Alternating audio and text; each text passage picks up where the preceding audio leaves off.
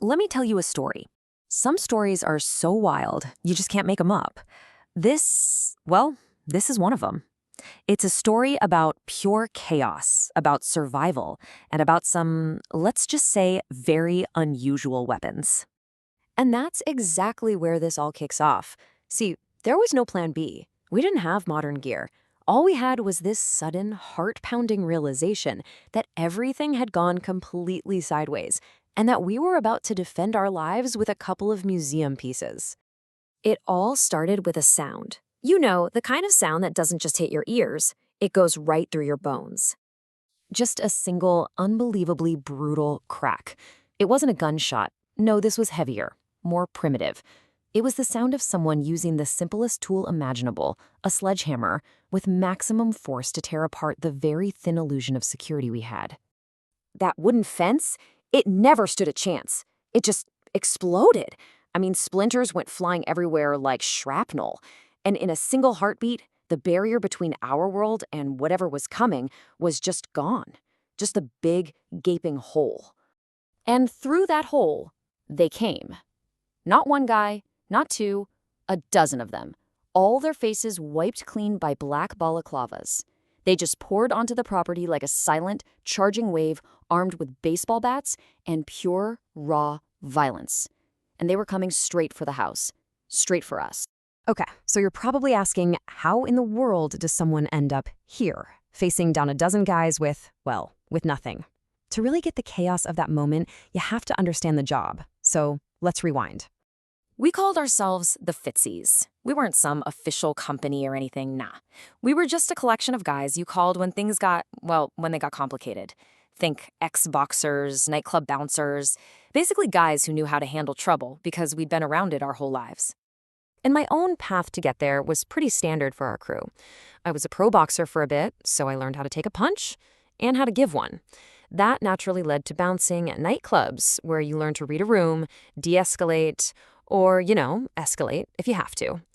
Turns out that was the perfect resume for this particular gig. So picture this, Dublin, 1991. We were hired to work security at the funeral of a major gangland figure. And let me tell you, you could taste the tension in the air. It was thick.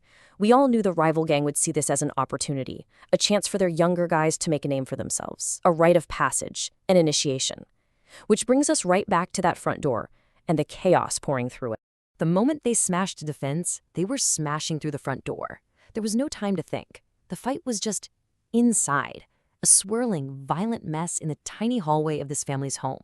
And right here, this is where things just get completely surreal. While I'm trying to hold my ground, one of the family members, this little old granny no less, she shoves something hard into my hands. I look down, and it's an ikwa, a real Zulu short spear, an antique right off the wall. My main weapon was just handed to me by someone's grandmother. You can't make this stuff up. Now, the women of the family, they were all trapped upstairs, but they were not helpless. All of a sudden, stuff starts raining down from the landing above. Heavy, sharp, high-heeled shoes being thrown down like little missiles. In a fight like this, absolutely everything becomes a weapon. We were getting swamped. We were outnumbered, outmuscled. The only shot we had was to use the house itself. A few of us fell back to the main staircase. It was narrow, a perfect natural bottleneck. The idea was, if we could form a line there, they couldn't swarm us all at once. We could use the reach of our bizarre weapons to keep them back. The plan was brutally simple. Do not give up that staircase, not 1 inch.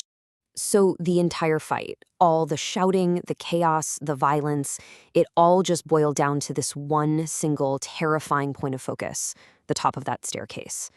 That was it. That was the only thing between them and the family hiding upstairs. You ask yourself a question like that and there's no good answer. You just do. You plant your feet, you grip what you're holding, and you pray to God your antique spear doesn't just snap in half. I mean, just look at how absurd this was. My partner, he's got an old broadsword from the wall, a relic from the 1700s. I've got my Zulu spear. Our entire defense was made up of historical artifacts, and we were going up against baseball bats and sledgehammers. It was like a battle of the centuries happening right there in a Dublin hallway. The guy leading the charge, he came up first, swinging a bat. He came right up the stairs at me, and I met him. There wasn't room for some fancy fight. It was just a direct, immediate threat. I put the point of that Zulu spear right up against his throat. And in that one instant, everything stopped. The shouting, the crashing, the chaos, total dead silence. He looked at the spear, he looked at me, and he knew. He knew I wasn't bluffing. And they backed off. The standoff held. A few moments later, they retreated. The fight was over just as fast as it started. But the feeling after, after the adrenaline drains away, the lessons from that chaos, man, they stick with you forever. So what did I learn from all that?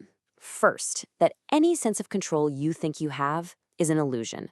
A single sledgehammer can shatter it. I learned that real violence is nothing like the movies. It's ugly, it's clumsy, and it's terrifyingly primal. But the biggest lesson, the biggest one of all, is that the plan always, always fails. Survival comes down to what you can grab, what you can improvise, and how you adapt when everything goes to hell.